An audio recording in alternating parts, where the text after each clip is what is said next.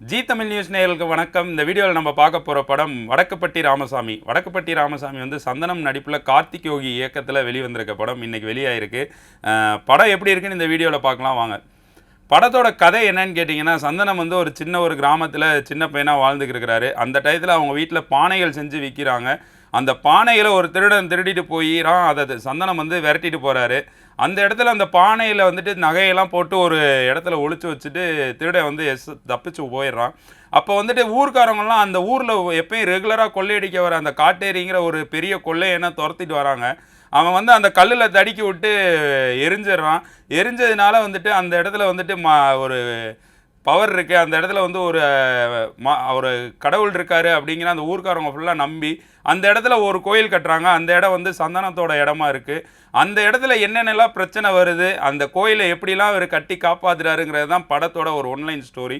இதில் அந்த படத்தில் மிகப்பெரிய ஒரு சுவாரஸ்யம் என்னன்னு கேட்டிங்கன்னா, அந்த படத்தில் சுற்றி நடிச்சிருக்க ஒரு மிகப்பெரிய ஒரு கேஸ்ட் அண்ட் க்ரூன்னு தான் சொல்ல முடியும். ஏன்னா அந்த அளவுக்கு அவ்வளோ பேரை வச்சுட்டு கார்த்திக் யோகி வந்து மிகப்பெரிய ஒரு நல்ல ஒரு காமெடி படத்தை கொடுத்துருக்காருன்னு சொல்லலாம்.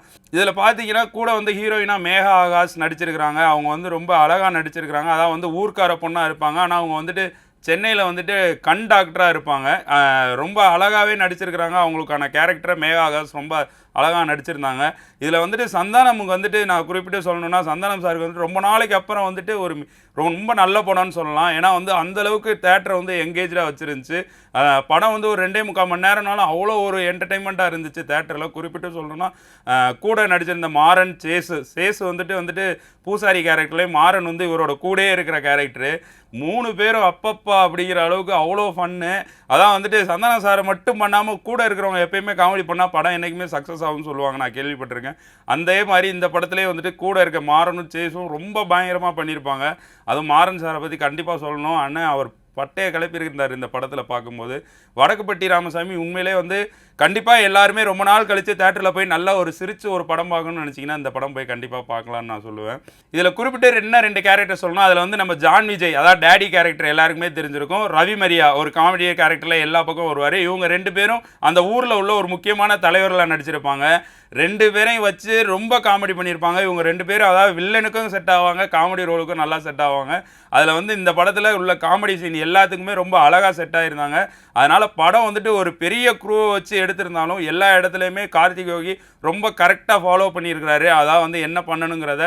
அதனாலேயே படம் வந்து சக்ஸஸ் ஆகிருக்குன்னு சொல்ல முடியும். அதனால் வந்து படம் பார்க்குறப்ப கண்டிப்பாக எல்லாருமே இந்த படத்தை தேட்டரில் பார்க்கலாம். இதில் வந்து நெக்ஸ்ட்டு பார்க்க வேண்டிய என்ன பார்த்தீங்கன்னா, சினிமோட்டோகிராஃபி தீபக் பண்ணியிருக்கிறாரு. அதாவது வந்து இது வந்து ஒரு நல்ல ஒரு ஊர் ஒதுக்குப்புறமாக ஒரு மலை அடிவாரத்தில் நல்ல டேம் ஓரத்தில் போட்ட ஒரு நல்ல ஒரு செட்டான பகுதி இவங்களாம் அமைச்சிருக்காங்க.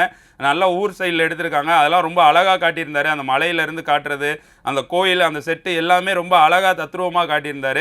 மியூசிக் வந்துட்டு அதே மாதிரி இந்த காமெடி படம்னா எப்படி இருக்கணுமோ அதுக்கு ஏற்ற மாதிரி கரெக்டாக இருந்துச்சுன்னு சொல்லுவேன். ஏன்னா வந்துட்டு மியூசிக் ஒரு இடத்துல ஓவர் ஆகாமையும் எதுவும் இல்லாமல் அழகாக இருந்துச்சு. அதில் ஒரு 2 பாட்டும் கேட்குறதுக்கு அந்த காமெடி படத்தில் கரெக்டாக இருந்துச்சு.